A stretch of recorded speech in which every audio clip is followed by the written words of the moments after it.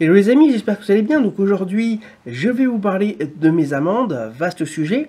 Mais avant, si c'est pas déjà fait, je vous rappelle que vous pouvez recevoir gratuitement ma sélection de livres sur l'indépendance financière en cliquant sur le bandeau qui apparaît sur la vidéo. Donc effectivement, aujourd'hui, je vais vous parler de mes amendes puisque ça y est, enfin, j'ai fini de payer mes amendes. Alors, si vous ne savez pas de quoi je parle, eh bien j'avais fait en 2015 un article sur mon blog, sur le blog sortirdu-rsa.fr, donc vous pouvez retrouver, donc avec le bandeau qui apparaît sur la vidéo, donc l'article afin d'en savoir un petit peu plus sur le sujet. Donc et oui, parce que effectivement, si vous me suivez depuis plusieurs années maintenant, eh bien vous savez que je suis fortement endetté.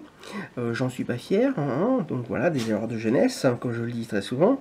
Et j'avais le trésor public qui m'embêtait depuis pour des amendes que je n'avais pas payées. Effectivement, à force de ne rien faire, ce qui s'est passé, c'est que les amendes ont gonflé avec les frais, et avec les frais, eh bien, ça a augmenté jusqu'à 800 €. Donc en 2015, donc quand j'ai commencé à reprendre en main mes finances, donc j'ai contacté le Trésor public, on va dire un petit peu contraint et forcé quand même, parce qu'ils m'ont relancé, donc c'était quand même à la période où je commençais à reprendre mes finances en main. Mais voilà, ça commençait à être chaud pour moi à ce moment-là, donc avec le Trésor public. Donc, j'ai donc décidé de leur répondre. Et ce que j'ai fait, c'est que j'ai trouvé un accord avec eux, donc un échéancier de 2 ans. Donc j'ai payé une trentaine d'euros tous les mois donc pendant 2 ans. Et ça y est, mon échéancier vient de se terminer. Donc je suis enfin libre au niveau de ces amendes, puisque maintenant je les ai intégralement payées. Alors bien sûr, mes dettes ne sont pas terminées, j'en ai encore ailleurs, chez d'autres créanciers, mais ce que je veux vous expliquer dans cette vidéo, c'est que si vous êtes endetté, et que vous devez commencer par quelque part, le créancier que vous devez payer en priorité, c'est le Trésor public. Pourquoi? Parce que le Trésor public, c'est l'État, et ils ont des moyens très persuasifs de récupérer leur argent. Donc bien sûr, il y a les saisies mobilières ou immobilières, il y a les oppositions, les avis à tiers détenteurs, les saisies sur salaire, etc. Donc ils ont des moyens très persuasifs, comme je le disais, pour pouvoir vous faire payer.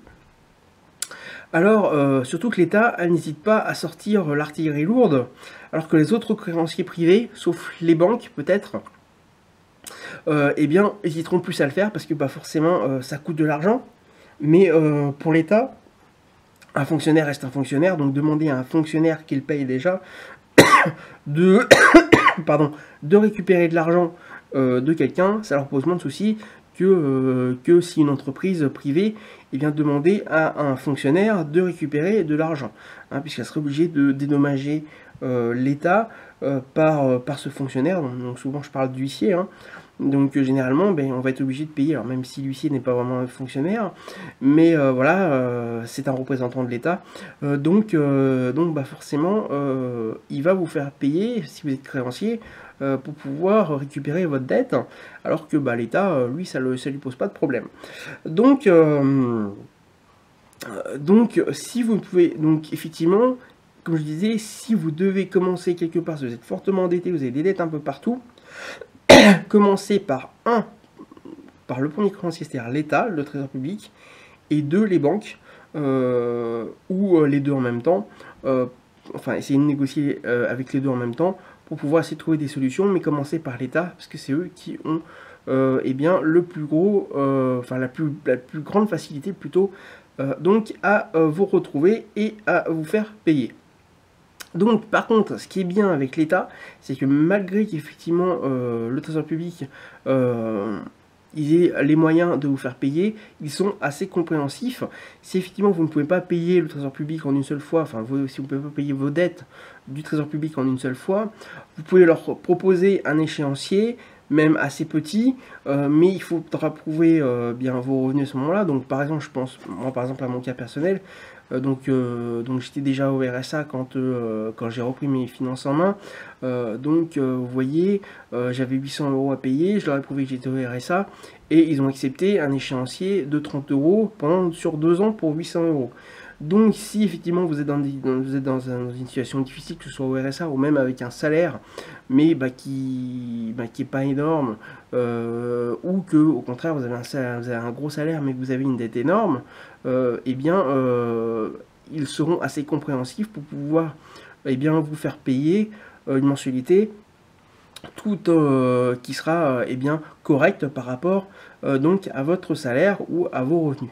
Donc ça c'est quelque chose qui est assez important, et quelque chose d'important c'est qu'ils vous laisseront tranquille jusqu'à ce que vous continuez à respecter votre échéancier. S'ils sont d'accord avec vous, donc moi je vois par exemple mon échéancier de 30 € sur 2 ans, je l'ai respecté correctement, sans retard, il n'y a pas eu de souci, ils n'ont pas essayé de me faire des oppositions, des choses comme ça. Par contre, effectivement, si vous avez un retard et que vous leur dites rien, ça va passer, ils vont rien vous dire. Par contre, au deuxième ou au troisième, ça risque de poser de problème. Donc si vous avez du retard, ou s'il y a une mensualité que vous ne pouvez pas payer, à ce moment-là, dites-leur, prévenez-les, et là, il n'y aura pas de souci. Mais effectivement, ne restez pas comme l'autruche, la tête sous l'eau, parce qu'effectivement, là, à ce moment-là, ça va vous faire mal, ça va vous piquer, comme j'avais envie de dire, et c'est là que vous allez avoir donc les gros problèmes. Donc si vous respectez votre échéancier, tout se passera bien, et comme je disais, ils sont compréhensifs une fois que vous les contactez. Voilà, donc c'était cette vidéo concernant mes amendes. Donc je vous rappelle, si ce n'est pas déjà fait, que vous pouvez recevoir gratuitement ma sélection de livres sur l'indépendance financière en cliquant sur le bandeau qui apparaît sur la vidéo. Également, je vous rappelle que vous pouvez vous abonner à la chaîne YouTube en cliquant sur le bouton s'abonner. Si ce n'est pas déjà fait, ça vous permettra donc d'être alerté lorsque vous avez une nouvelle vidéo qui est publiée. Également, n'hésitez pas à commenter donc cette vidéo. Est-ce que vous avez également des dettes au trésor public ou autre? Est-ce que vous avez trouvé des échéanciers avec eux? Est-ce que au contraire vous êtes la tête sous l'eau et que vous ne saviez pas par où commencer et vous souhaitez me remercier donc en commentaire pour cette vidéo? N'hésitez pas. Également, n'hésitez pas à la liker si vous l'avez aimé et qu'elle vous a été utile. Et n'hésitez pas également à la partager pour qu'un maximum de monde puisse savoir quoi faire si il a des dettes au trésor public ou autre. Voilà, écoutez, je vous dis à très bientôt pour une prochaine vidéo.